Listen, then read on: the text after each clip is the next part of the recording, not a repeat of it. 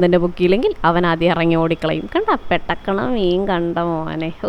ഇതിനകത്ത് ആ വലുതൊക്കെ ഇല്ലേ, അതൊക്കെ ഞാനേ പിടിച്ചത്. ചെറുതൊക്കെ അവർ പിടിച്ചേട്ടാ. ഞാൻ ചൂണ്ട വെള്ളത്തിലിടുന്നു, ടക്ക്, വീണ്ടും ഞാൻ വെള്ളത്തിലിടുന്നു, ടക്ക് ഇല്ല.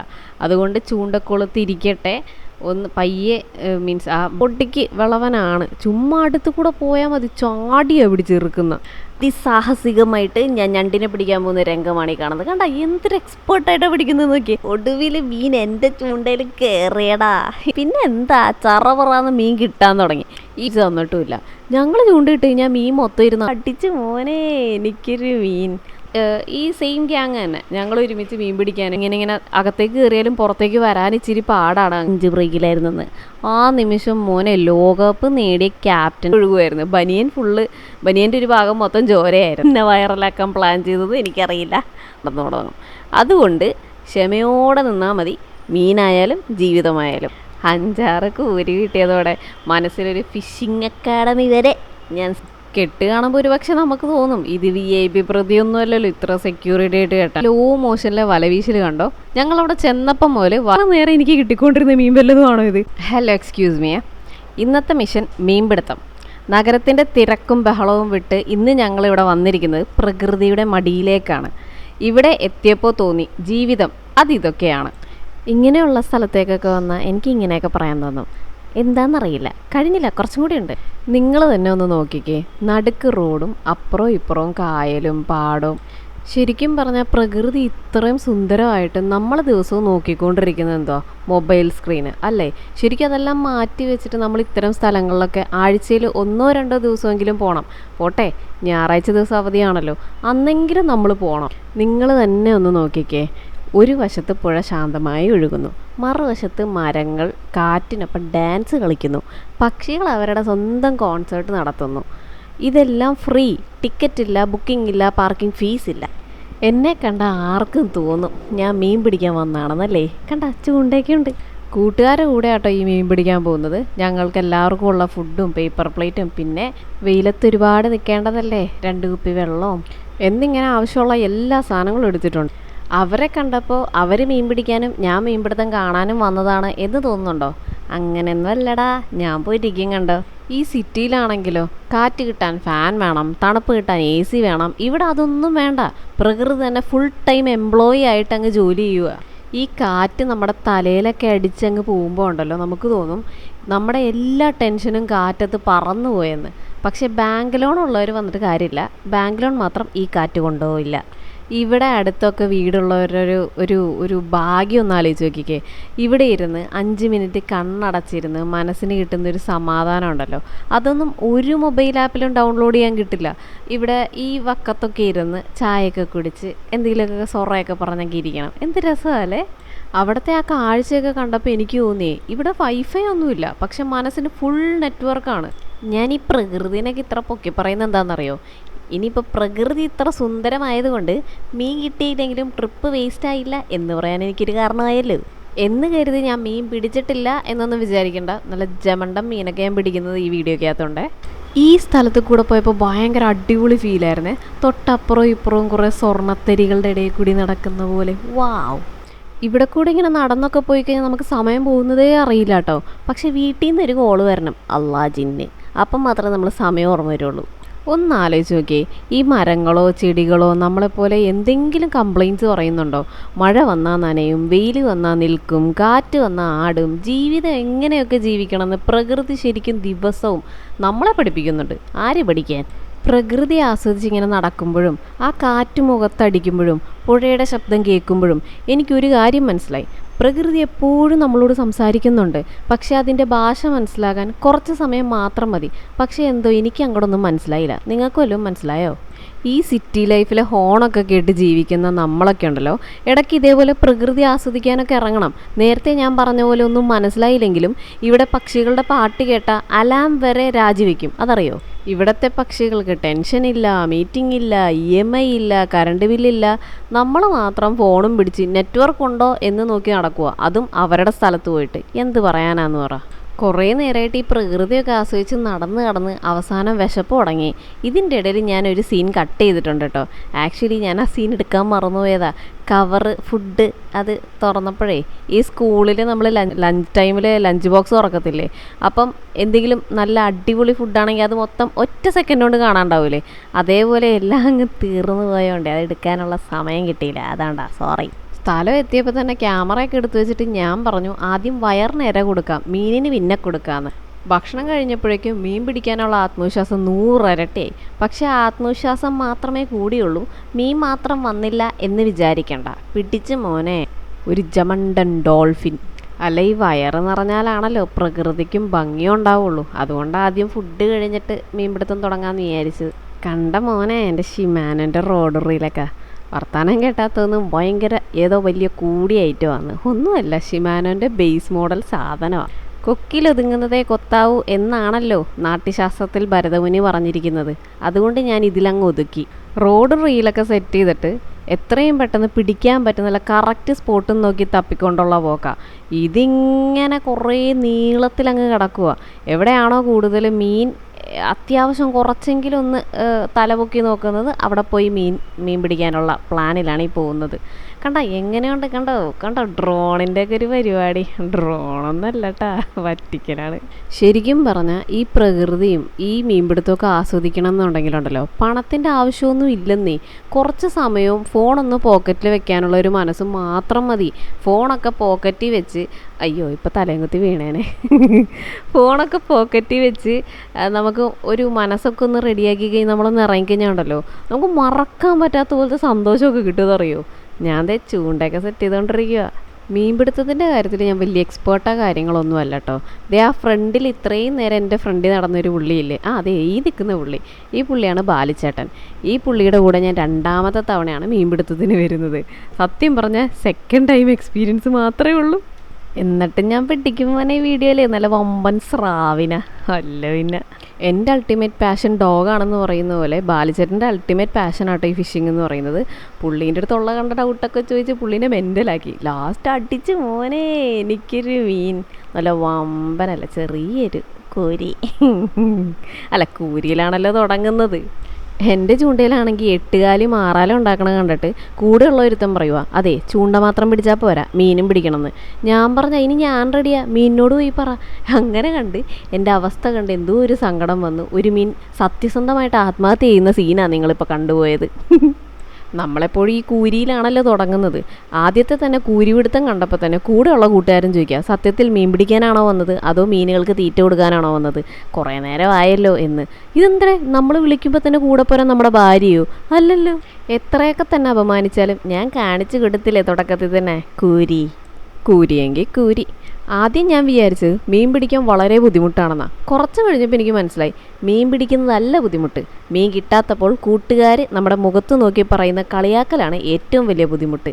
എൻ്റെ പൊന്നോ വരണ്ടായിരുന്നെന്ന് വരെ തോന്നിപ്പോയി. ഇവിടുത്തെ കാറ്റിനൊരു പ്രത്യേക കഴിവുണ്ട് കേട്ടോ. എല്ലാ ടെൻഷനും നമുക്ക് പറത്തി കളഞ്ഞു തരും. പക്ഷേ മീൻ പിടിക്കാത്ത ടെൻഷൻ മാത്രം കാറ്റിന് മാറ്റാൻ പറ്റിയില്ല. ആക്ച്വലി എനിക്ക് മീൻ പിടുത്തത്തിൽ കുറേ ഐഡിയയൊക്കെ ഉണ്ട്. പക്ഷേ ആ ഐഡിയ കണ്ടാൽ മീൻ പോലും ചിരിച്ചു പോവും. ചൂണ്ടയും വെള്ളത്തിലിട്ട് 5 മിനിറ്റ് 10 മിനിറ്റ് 20 മിനിറ്റ് ഞാൻ ചൂണ്ട പിടിച്ചിരുന്നില്ല, ചൂണ്ട എന്നെയാണ് പിടിച്ചിരുന്നതെന്ന് ആ സമയത്ത് നമുക്ക് തോന്നിപ്പോവും. ഈ പുഴയിലെ മീനുകൾക്ക് മൊത്തം വാട്സപ്പ് ഗ്രൂപ്പ് വല്ലതും ഉണ്ടോയെന്നാണ് എനിക്കൊരു സംശയം. വെള്ളത്തിൽ നിന്നും കരയിൽ എടുത്തു ചാടി ആത്മഹത്യ ചെയ്താലും വേണ്ടില്ല അവളുടെ ചൂണ്ടയിലൊന്നും പോയി കുരുങ്ങരുത് എന്ന ദൃഢപ്രതിജ്ഞ എടുത്ത പോലെ. ഈ ബാലിച്ചേട്ടനാണെങ്കിൽ മീൻപിടുത്തത്തിൽ PhD എടുത്തിട്ടുള്ള ആളാണ് കേട്ടോ. ഈ പുള്ളിയാണ് നമുക്കെല്ലാം പറഞ്ഞു തരുന്നത്. 2 മിനിറ്റ് പോലും ആയില്ല ബാലിച്ചേട്ടൻ്റെ ചൂണ്ടയിൽ മീൻ ഇങ്ങനെ വെറുതെ ചുമ്മാ എന്നെ അങ്ങോട്ട് എടുത്തോ എന്നും പറഞ്ഞ് ചുമ്മാ കയറിക്കൊണ്ടിരിക്കുക. ഓരോ മീൻ ചേട്ടൻ പുഴയിലേക്ക് എടുത്തിടുമ്പോഴും ഞാൻ മീനിനെ നോക്കും, മീൻ എന്നെ നോക്കും, പുഴ എന്നെ നോക്കും, അവിടുത്തെ പ്രകൃതി മൊത്തം എന്നെ നോക്കും. ഇതെല്ലാം എന്നെ നോക്കി കളിയാക്കുന്ന പോലെ എനിക്ക് തോന്നുകയും ചെയ്യും. എന്തോ എനിക്കൊന്നും അങ്ങോട്ട് മനസ്സിലാവുന്നില്ല. ഞാൻ വീണ്ടും ശ്രമിക്കുന്നുണ്ട്. എന്നിട്ട് ഇത്തവണത്തെ ഒടുക്കത്തെ കോൺഫിഡൻസോടുകൂടി ചൂണ്ട ഞാൻ വെള്ളത്തിലേക്ക് ഇട്ടു മോനെ. മീൻ വരുന്നതിന് മുമ്പ് തന്നെ ഞാനങ്ങനെ ഭയങ്കര സന്തോഷമാണ്. പെട്ടെന്ന് ചൂണ്ട ഒന്ന് കുലുങ്ങി. ആ കുലുങ്ങലായിട്ട് ഞാനൊന്ന് സന്തോഷിക്കുകയും ചെയ്ത് ഞാൻ ഉറക്കെ വിളിച്ചു പോയി മീനടിച്ച്. എല്ലാവരും ഓടി വന്നേ. ചൂണ്ട വലിച്ച് നോക്കിയപ്പോഴേ അത് മീനല്ല, ഒരു ചാക്ക്. അപ്പം തന്നെ ക്യാമറ പിടിച്ച് നിന്നവൻ എന്നോട് ചോദിക്കുക, ചാക്കോ? അപ്പം ഞാൻ പറഞ്ഞു, അല്ല, സഞ്ചി. ബാലിച്ചേട്ടൻ അടുത്ത മിഷനിലേക്ക് ഇറങ്ങുവാണ്, ഞണ്ട് പിടുത്തം. ഈ സംഭവമാണ് ഞണ്ടിനെ പിടിക്കുന്നത് ഞാൻ അന്നാണ് കാണുന്നത്. അങ്ങനെ നമ്മുടെ മിസ്റ്റർ എക്സ്പേർട്ട് ബാലിച്ചേട്ടൻ്റെ ആത്മവിശ്വാസം കണ്ടാൽ ഡിസ്കവറി ചാനലിൽ നിന്ന് നേരിട്ട് വന്ന ആളാണ് എന്നൊക്കെ ഒരു തോന്നൽ തോന്നുന്നില്ലേ? നിങ്ങളൊന്നും സംസാരിക്കേണ്ട, ഞണ്ടിനെ എങ്ങനെ പിടിക്കേണ്ടത് എന്ന് ഇപ്പം ബാലിച്ചേട്ടൻ കാണിച്ചു തരും. അങ്ങനെയൊക്കെ പറഞ്ഞ് ഒരു വലയെടുത്ത് പുള്ളി കയറെടുത്ത് ഒരു 10 മിനിറ്റ് കെട്ടി വല റെഡി. ഇന്ന് ഞണ്ടുകൾക്കൊക്കെ അവസാന ദിവസമാണ് ഗൈസ്. ഇനി ഞണ്ടുകൾ വല്ല മീറ്റിങ്ങും നേരത്തെ കഴിഞ്ഞ് പോയിട്ടുണ്ടോ എന്ന് ദൈവം തമ്പുരാനറിയാം. ചേട്ടൻ്റെ മുഖത്തുള്ള ആത്മവിശ്വാസമൊക്കെ കണ്ടപ്പോൾ ഞാൻ ചോദിച്ചു, ബാലുചേട്ടാ എന്തെങ്കിലുമൊക്കെ കിട്ടുമോ? അപ്പോൾ ചേട്ടൻ എന്നോട് പറയുവാണേ, ലോഡിങ് പ്ലേസ് വെയിറ്റ്. അവസാനം കയറ് കെട്ടി, ചെമ്മീൻ കെട്ടി, കുരുക്ക് കെട്ടി. കണ്ടാൽ നാസ സാറ്റലൈറ്റ് ലോഞ്ചിങ് ആണെന്നൊക്കെ നിങ്ങൾക്ക് തോന്നിയേക്കാം, പക്ഷെ ഇതൊന്നുമല്ല. ഞണ്ടിനെ പിടിക്കുന്ന പറഞ്ഞാൽ പിടിച്ചിരിക്കും. അങ്ങനെ വല വെള്ളത്തിലിട്ടിട്ടുണ്ട്. ഇനി തീരുമാനിക്കേണ്ടത് ഞണ്ടാണ്. അകത്ത് കയറണോ അതോ ഞങ്ങളെ ചുമ്മാ കളിപ്പിച്ചിട്ട് പോകണോ എന്ന്. ബാലിച്ചേട്ടൻ എന്തോ ഒരു സീക്രട്ട് സ്കില്ല് ഒളിപ്പിച്ച് വെച്ചിട്ടുണ്ട്. ഞങ്ങളെ പഠിപ്പിച്ച് തന്നിട്ടുമില്ല. ഞങ്ങൾ ചൂണ്ടയിട്ട് കഴിഞ്ഞാൽ മീൻ മൊത്തം ഇരുന്ന് ആലോചിക്കും. ചേട്ടൻ ചൂണ്ടയിട്ട് കഴിഞ്ഞാലോ എല്ലാം ഓടിക്കേറിങ്ങി വരികയും ചെയ്യും. എന്തോ എവിടെയോ എന്തോ ഒരു തകരാറ് പോലെ. ഈ ചേട്ടൻ പിടിച്ച മീനിൻ്റെ പേരാട്ടോ പൂളാൻ എന്നുള്ളത്. നമുക്കിങ്ങനെ ചൂണ്ടയിൽ കിട്ടിക്കഴിഞ്ഞാൽ നമുക്ക് ചുമ്മാ കൈ കൊണ്ട് പിടിക്കാം, മുള്ളൊന്നും കുത്തി കയറുമൊന്നുമില്ല. പൊരിച്ച് കഴിഞ്ഞാൽ നല്ല ടേസ്റ്റുമാണ്. ഈ കൊല്ലിവേലയ്ക്കകത്ത് ഒരുപാട് പൂളാനും പിന്നെ കൂരിയൊക്കെ ഉണ്ട്. ഞാൻ പിടിച്ചതാണ്. ചെമ്മീൻ ചൂണ്ടക്കൊളുത്തി കോർക്കുവാണ് ഞാൻ.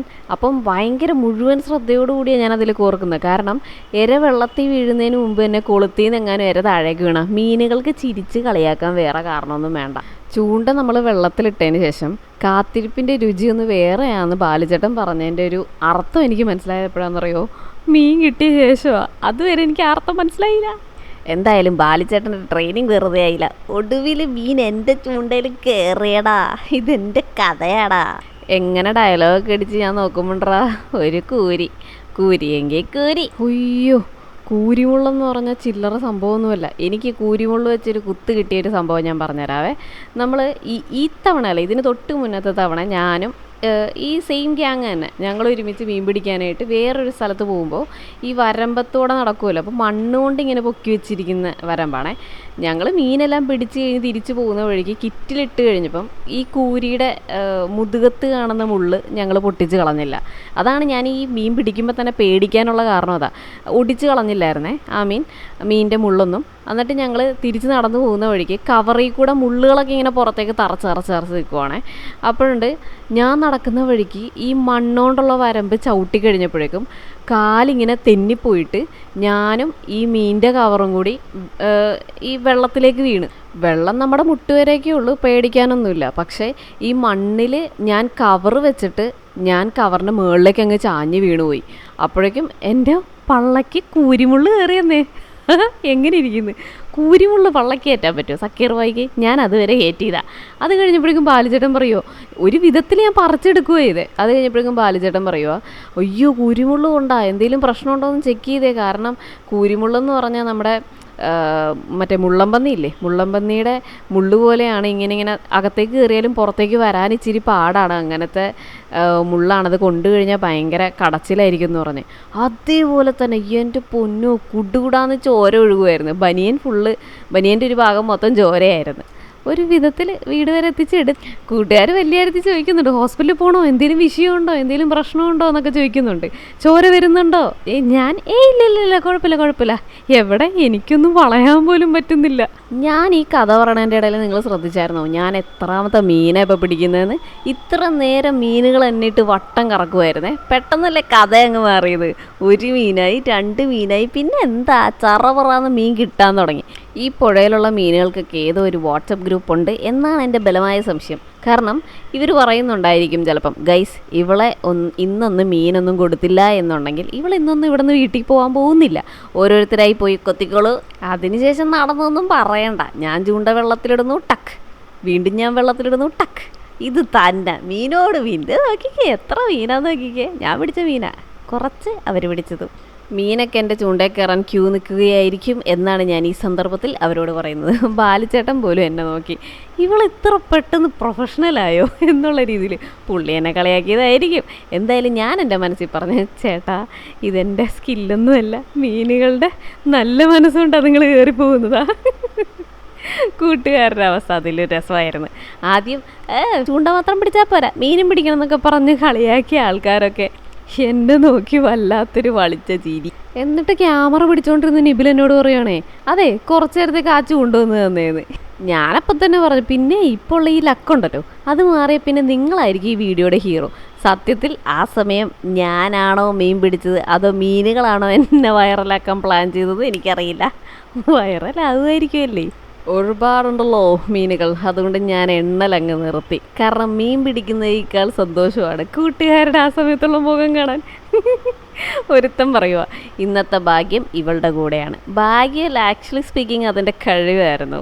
ഭാഗ്യമല്ല ചേട്ടാ, ഇത്രയും നേരം കാത്തിരുന്നതിൻ്റെ പലിശയാണ്. അന്ന് എനിക്ക് ഒരു കാര്യം മനസ്സിലായി, ജീവിതത്തിലും മീൻപിടുത്തത്തിലും ഒരു കാര്യം ഒരേപോലെയാണ്. ആദ്യം ഒന്നും നടക്കില്ല, പിന്നെ നമ്മൾ പ്രതീക്ഷ പോലും നമ്മൾ കൈവിടുന്ന സമയത്ത് ചറവറാന്ന് കാര്യങ്ങൾ നടന്നു തുടങ്ങും. അതുകൊണ്ട് ക്ഷമയോടെ നിന്നാൽ മതി. മീനായാലും ജീവിതമായാലും ഒരിക്കൽ കൊത്താൻ തുടങ്ങിയാൽ പിന്നെ നിർത്തിയേയില്ല. അഹങ്കാരം കേട്ടാത്തൊന്നും സ്രാവാണ് പിടിച്ചു കൂട്ടുന്നതെന്ന്. കൂരിയാണ്. ഒരു കൂരി കിട്ടുമ്പോൾ തന്നെ ഞാൻ ഇത്ര അഹങ്കരിക്കുന്നുണ്ടെങ്കിൽ നാളെ പിറ്റേന്ന് സ്രാവെങ്ങാനും കിട്ടിയാൽ എന്തായിരിക്കും? യൂട്യൂബ് ഞാൻ കത്തിക്കും. മീൻ കിട്ടി തുടങ്ങിയപ്പോഴേക്കും ഞാൻ ഭയങ്കര കാര്യത്തിൽ ആലോചിക്കുവാണേ, ഇനി ഡിസ്കവറി ചാനലിൽ നിന്ന് എങ്ങാനും എന്നെ വിളിക്കുവാണെങ്കിൽ ബിസി ആണെന്ന് പറയണോ അതോ പോകണോ?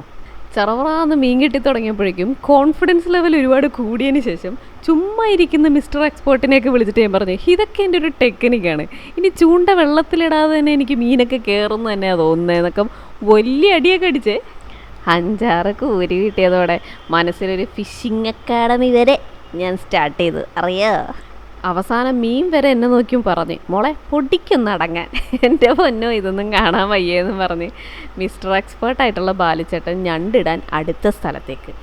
എടാ ഇവൻ തന്നെ ഈ ഫിഷിംഗ് ജേണിയിൽ ഞാൻ ചെയ്ത ഏറ്റവും വലിയ മിസ്റ്റേക്കായത് കണ്ടോട്ടാ. ഇവനൊരു കുഞ്ഞു മീനല്ലേ, ഇവൻ അങ്ങോട്ട് കളഞ്ഞേക്കാം, അടുത്ത ദിവസം വലുതായിക്കുമ്പോൾ ഞാൻ തന്നെ ഇവനെ ഒന്ന് പിടിക്കുന്നു പറഞ്ഞ് വലിയ അഹങ്കാരത്തിലേ ഞാനിവനങ്ങ് എറിഞ്ഞ്. അതിന് ശേഷം മീൻ പോയിട്ട് മുന്നേ കുരുങ്ങിയ ചാക്ക് പോലും എൻ്റെ ചൂണ്ട കുരുങ്ങിയിട്ടില്ല. ഞാൻ കുറേ നേരം ഇട്ട് നോക്കി, ആ മൂടങ്ങ് പോയി. അപ്പം ഞണ്ടിൻ്റെ വലയൊന്ന് പൊക്കിയപ്പോഴേക്കും 2 ഞണ്ട്. ശരിക്കും കണ്ണു തുറന്ന് നോക്കിയപ്പോഴേ 2 കുഞ്ഞു ഞണ്ടുകളാന്നേ. അപ്പം തന്നെ ക്യാമറ പിടിച്ചുകൊണ്ടിരുന്നേച്ചവൻ എൻ്റെ മുഖത്തേക്കൊരു നോട്ടം. അതായത് അവൻ്റെ നോട്ടം കണ്ടു കഴിഞ്ഞാൽ തോന്നും, ഞാൻ ഓർഡർ ചെയ്ത സാധനം ഇതല്ലല്ലോ, ഇതെന്താണ് ചെറുത് വന്നേക്കണേന്ന്. അവനെ സമാധാനിപ്പിക്കാൻ വേണ്ടി ഞാൻ പറഞ്ഞു, എടാ നമുക്കിത് വീട്ടിൽ കൊണ്ടുപോയിട്ട് പാലും ബിസ്ക്കറ്റൊക്കെ കൊടുത്ത് വളർത്തി വലുതാക്കാന്ന്. അല്ലാതെ പിന്നെ എന്ത് ചെയ്യാനാ? അതിസാഹസികമായിട്ട് ഞാൻ ഞണ്ടിനെ പിടിക്കാൻ പോകുന്ന രംഗമാണ് ഈ കാണുന്നത്. കണ്ട എന്തൊരു എക്സ്പേർട്ടായിട്ടാണ് പിടിക്കുന്നത് നോക്കി. അപ്പം തന്നെ കൂടെയുള്ളവരൊക്കെ പറഞ്ഞു, സൂക്ഷിക്കണം അത് കടിക്കും എന്നൊക്കെ പറഞ്ഞേ. അപ്പം ഞാൻ പറഞ്ഞു, ഞണ്ടിനേക്കാളും വലിയ വെല്ലുവിളികളാണ് നമ്മൾ ജീവിതത്തിലൊക്കെ കൈകാര്യം ചെയ്തുകൊണ്ടിരിക്കുന്നത്. ഇത് വെറും ഞണ്ടല്ലേ. കയ്യിലെടുത്ത് കഴിഞ്ഞപ്പോഴാണ് എനിക്ക് മനസ്സിലായത് ഇവരെ എന്നോടല്ല ഡയലോഗ് പറഞ്ഞത്, ഞണ്ടിനോടാണ്. ഏത് ഞാൻ കടിക്കുന്നു. ഞണ്ടിൻ്റെ മുഖത്ത് വല്ലാത്തൊരു ടെൻഷൻ. പിന്നെ ഞാൻ അതിനെ ആശ്വസിപ്പിച്ച്, അയ്യോ ഞാൻ കടിക്കുന്നില്ല, റിലാക്സ് ആയിക്കോളൂ.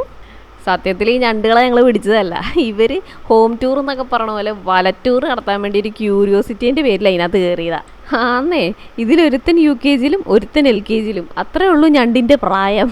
അവസാനം ഞങ്ങൾ പറയും സൈസ് ചെറുതാണെങ്കിലും തുടക്കം ഗംഭീരമായിട്ടുണ്ട് കേട്ടോ എന്ന് ഞങ്ങൾ തന്നെ സ്വയം പറഞ്ഞങ്ങ് ആശ്വസിച്ച്. തുടക്കം ഗംഭീരമൊക്കെ തന്നെ, പക്ഷേ ഒരു കറിയാക്കണമെങ്കിൽ ഇത് മൂക്കിപ്പൊടിക്ക് പോലും ഇല്ലല്ലോ എന്നോർക്കുമ്പോഴൊരു സങ്കടം. അത്രയും നേരം പണിപ്പെട്ടിട്ട് ഞങ്ങൾക്ക് കിട്ടിയത് ഒരു സ്റ്റാർട്ടർ പാക്കാണ്. ഫുൾ വേർഷൻ ഇനിയും ഡൗൺലോഡ് ആയിട്ടില്ല. ഞണ്ടിനെ സെക്യൂർ ആയിട്ട് കെട്ടുന്ന ഈ ഒരു VIP കെട്ടുണ്ടല്ലോ, ഈ ഒരു കെട്ട് നമുക്ക് സാധാരണക്കാർക്കൊന്നും അങ്ങനെ കെട്ടാൻ പറ്റുന്നൊരു കെട്ടല്ല. ഭയങ്കര എക്സ്പേർട്ടായിട്ടുള്ള ആൾക്കാർക്ക് മാത്രമേ ഇങ്ങനെ പിടിച്ച് കെട്ടാൻ പറ്റുള്ളൂ. ഞണ്ടെങ്ങാനും കൈ അങ്ങ് ബാക്കിൽ വെച്ചാൽ വിരലിട്ട് കടിച്ചു കഴിഞ്ഞാലുള്ള ഒരവസ്ഥ ആലോചിച്ചൊക്കെ. പക്ഷെ എൻ്റെ പൊന്നളയാ, ഇവനൊരു ചെറിയ ഞണ്ടാണെന്നൊന്നും ഓർക്കണ്ട. എൻ്റെ പൊന്നും ആ കയറങ്ങ് വിട്ട് കഴിഞ്ഞപ്പോൾ ഓട്ടം കാണണം. കെട്ട് കാണുമ്പോൾ ഒരു പക്ഷെ നമുക്ക് തോന്നും ഇത് VIP പ്രതിയൊന്നും അല്ലല്ലോ ഇത്ര സെക്യൂരിറ്റി ആയിട്ട് കെട്ടാന്ന്. എൻ്റെ പൊന്നോ, പോണ വഴിക്ക് കവറങ്ങാനും ഞാനാണ് പിടിക്കണമെങ്കിൽ ഇതിന് മുന്നേ കൂരിമുള്ള് പള്ളക്കി കൊണ്ടതേ ഉള്ളൂ. ഇനി ഞണ്ടിൻ്റെ കടി കൂടെ കൊള്ളാൻ വയ്യ. ഇവന്മാർക്ക് ശരിക്കും പറഞ്ഞാൽ നേരെ നടക്കാനൊക്കെ അറിയാം, പക്ഷെ ഫാഷൻ സെൻസ് കാരണം സൈഡിലൂടെ നടക്കണമെന്നേ ഉള്ളൂ. അതല്ല, ഇവന്മാരെ ഫാഷൻ സെൻസിനേക്കാളും ഞാൻ പിരിച്ചില്ലേ. ഞാൻ പേടിക്കാതെ കൈ കൊണ്ടെടുത്തപ്പോൾ തന്നെ ഇവന്മാർ എന്നെ ഷോക്കായിപ്പോയി. ഷെടാ ഇത് ഏതവളടാ നമ്മളെ ചുമ്മാ പുഷ്പം പോലെ പൊക്കിയെടുക്കുന്നു എന്ന്. ഞാൻ തന്നെ ഈ ചെറിയ ഞണ്ട് ഇപ്പോഴും LKGയിലാണ്, അതുകൊണ്ട് അവനെ വിട്ടയക്കുവാണേ. വലിയ ഞണ്ട് അത്യാവശ്യം പ്രായപൂത്രിയായിട്ടുണ്ട്, അത് 3 വട്ടം.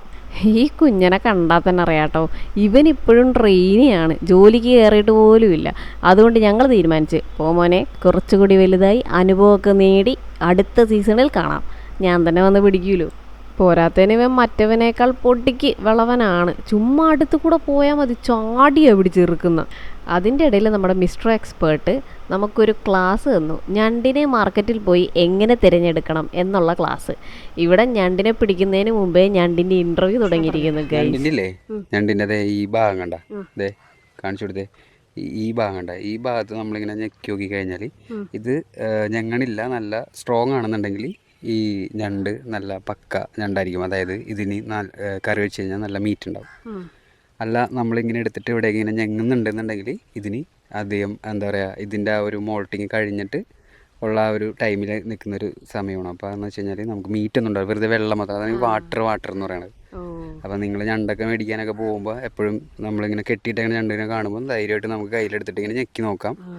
അങ്ങനെയാണ് ശരിക്കും ക്വാളിറ്റി മനസ്സിലാക്കുന്നത്. അതിന് റേറ്റും അത്യാവശ്യം കൂടുതലാണ് കേട്ടോ. അതിന് റേറ്റ് വ്യത്യാസം ഉണ്ടാവും. ശരിക്കും പറഞ്ഞു കഴിഞ്ഞാൽ വലുതായി കഴിഞ്ഞാൽ നല്ല പൈസ കിട്ടും. കാരണം ഇത് മഡ് ക്രാബിന്റെ കുഞ്ഞാണ്, പച്ചക്കാല കണ്ട മഡ് ക്രാബിന്റെ കുഞ്ഞാണ്. പിന്നെ ഇതൊരു മെയിൽ ക്രാബാണ്. ഇതിന്റെ ഈ ഒരു ഇത് കണ്ട, ഇതൊരു എന്താ പറയാ ഭയങ്കര ചെറുതല്ലേ ഇത്, ഈ ഒരു ട്രയാങ്കിൾ ഫീമെയിലിന്റെ ഇവിടെ നിന്ന് ഇങ്ങനെ വന്നിട്ട് ഇങ്ങനെ ഒരു ഇതിലുണ്ടാവും. അങ്ങനെയാണ് ശരിക്കും. എനിക്കും ഈ പറഞ്ഞ പോലെ വേറെ ആൾക്കാർ പറഞ്ഞു തന്നിട്ടുള്ള ഒരു അറിവാണ്. പക്ഷെ നമുക്കിതൊക്കെ നോക്കിയെടുത്തു കഴിഞ്ഞാൽ നല്ല സാധനം നമുക്ക് വാങ്ങി കഴിക്കാൻ പറ്റും. Very good information. ഇതിനിടയിൽ എങ്ങനെയെങ്കിലും ഒരു മീൻ കിട്ടുമെന്നും പറഞ്ഞ് ഞാൻ ചൂണ്ടയിൽ നോക്കിയിരിക്കുമ്പം മിസ്റ്റർ എക്സ്പേർട്ടായിട്ടുള്ള ബാലുചേട്ടനാണെങ്കിൽ വെള്ളം നോക്കും, കാറ്റ് നോക്കും, ഒഴുക്ക് നോക്കും. ഞാനപ്പം മനസ്സിലോർക്കും ഈ മനുഷ്യൻ മീൻ പിടിക്കാൻ തന്നെയാണോ എന്ന്, അതേ വല്ല കാലാവസ്ഥ നിരീക്ഷണത്തിന് വല്ലതും വന്നോ ആണെന്ന്. കാരണം സൂര്യൻ്റെ പൊസിഷൻ വരെ മാറി. പക്ഷെ എൻ്റെ ഭാഗ്യം യാതൊരു മാറ്റവും ഇല്ല. 1000 ഉപദേശങ്ങൾ അതിൻ്റെ ഇടയിൽ പറയുകയും ചെയ്യും. ഒരാൾ പറയും ഇങ്ങനെ എറിയാൻ, മറ്റൊരാൾ പറയും അങ്ങനെ വലിക്കാൻ. അവസാനം മീനിനേക്കാൾ കൂടുതൽ കറങ്ങിയത് എൻ്റെ റീലാണ്. എക്സ്ക്യൂസ് എൻ്റെ വീട്ടുകാർക്ക് ഒരു ഡിസ്ക്ലെയിമർ കൊടുത്തോട്ടെ.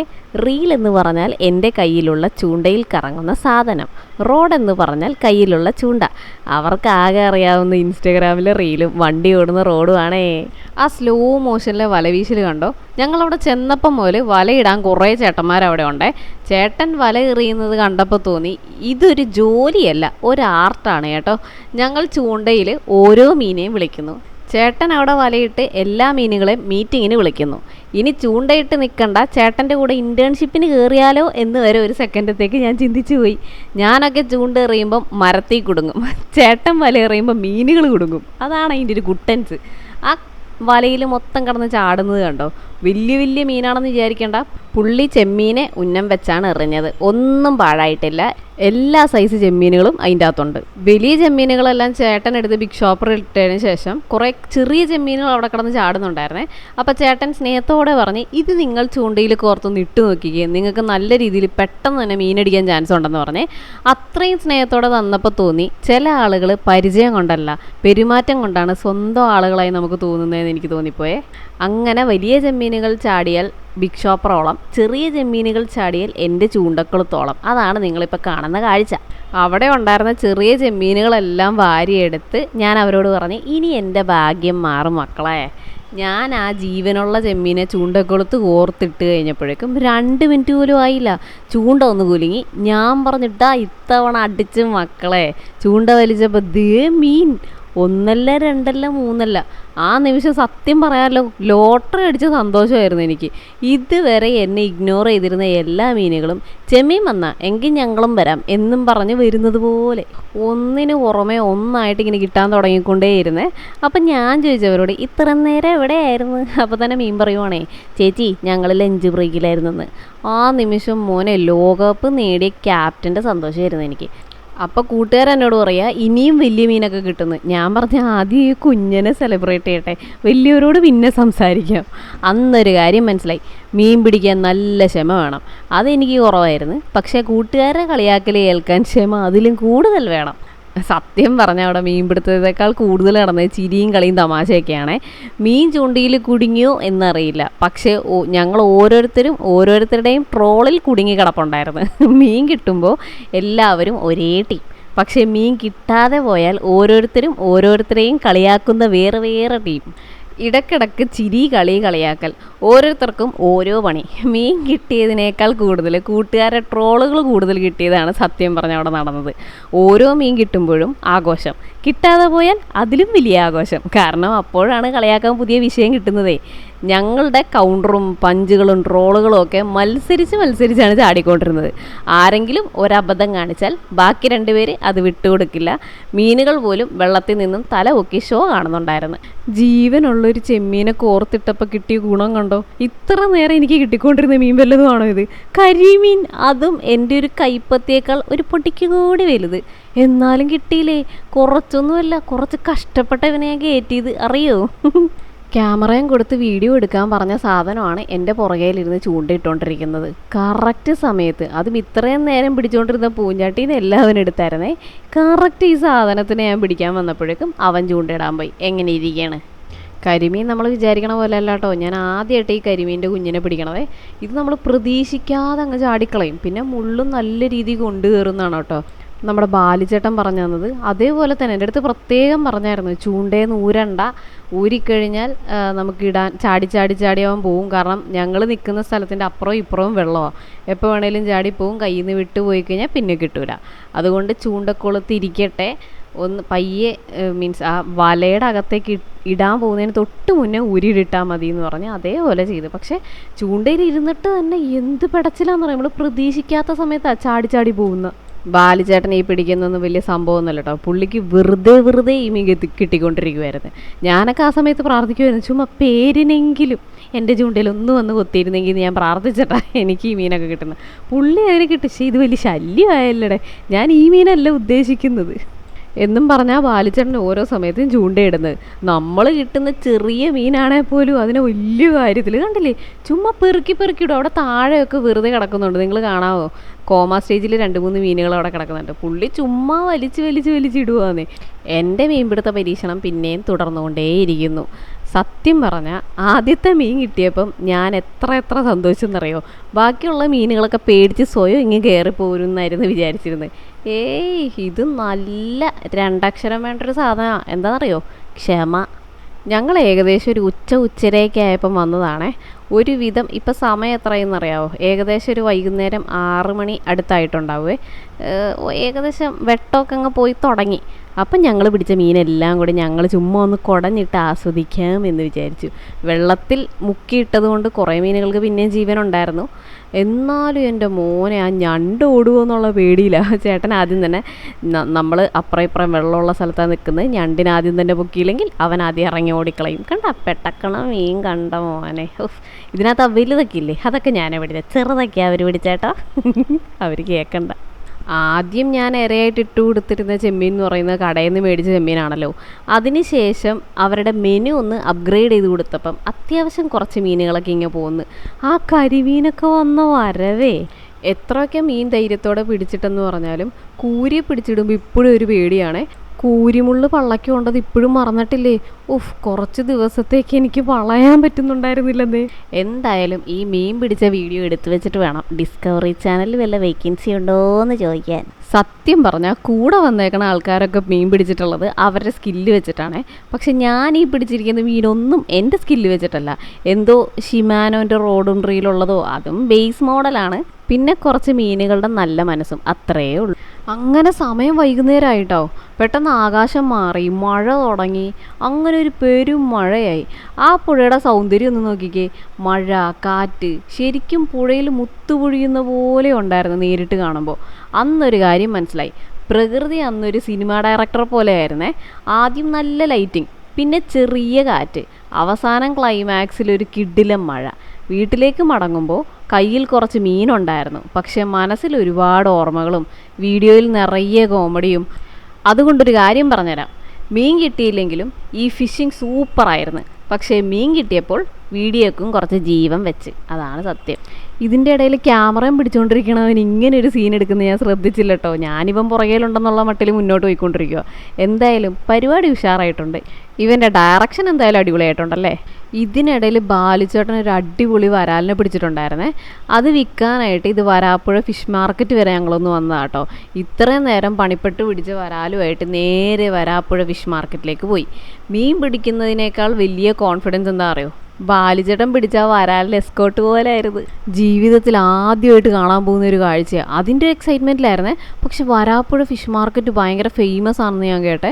കണ്ടോ, കെട്ടിയിട്ടിരിക്കുന്ന കുറേ ഞണ്ടുകൾ, അവിടുത്തെ മീനുകളൊക്കെ ശരിക്കും പിടയ്ക്കുന്നത് നമുക്ക് കാണാമെന്നേ. അവിടെ ചെന്നപ്പോൾ തന്നെ ഞാൻ ചേട്ടനോട് പറഞ്ഞു, ചേട്ടാ വരാലിന് വില കുറച്ച് കൂട്ടി പറയണേ ചേട്ടാ. അപ്പോൾ തന്നെ ചേട്ടൻ പറയുവാണേ, ആദ്യം വാങ്ങാൻ ആളെ കിട്ടുമെന്ന് നോക്കട്ടെ, പിന്നെ വില കൂട്ടാമെന്ന്. അവസാനം മീൻ വിറ്റു കേട്ടോ. മീനിൻ്റെ ഓണറായ ബാലിച്ചേട്ടനേക്കാൾ സന്തോഷം ഞങ്ങളുടെ മുഖത്തായിരുന്നേ. ഞങ്ങളുടെ മുഖം കണ്ടു കഴിഞ്ഞാൽ തോന്നും ഇതൊരു വരാല് വിറ്റ സന്തോഷമല്ല, ഇൻ്റർനാഷണൽ എക്സ്പോർട്ട് ഡീല് കിട്ടിയ സന്തോഷമാണ്. അതിനായിരുന്നു ഞങ്ങൾ ചിരിച്ചുകൊണ്ടിരുന്നത്. ആ കിടക്കുന്ന വരാലിന് അത്യാവശ്യം നീളവും വണ്ണമൊക്കെ ഉണ്ട് കേട്ടോ. നമ്മൾ ക്യാമറയിലൂടെ നോക്കിയപ്പോഴാണ്, ഞാനിപ്പോൾ ഈ വീഡിയോ കാണുമ്പോഴാണ് അയ്യോ നേരിട്ട് കാണുമ്പോൾ ആ ഒരു നീളം ഈ വീഡിയോയിൽ കാണുന്നില്ലല്ലോ എന്ന് വിചാരിച്ചു. മീൻ പിടിക്കാനും വിറ്റഴിക്കാനും സ്കില്ല് വേണം. രണ്ടിലും ബാലിച്ചേട്ടൻ എക്സ്പേർട്ടാണ്. എന്നാൽ പിന്നെ അങ്ങോട്ട്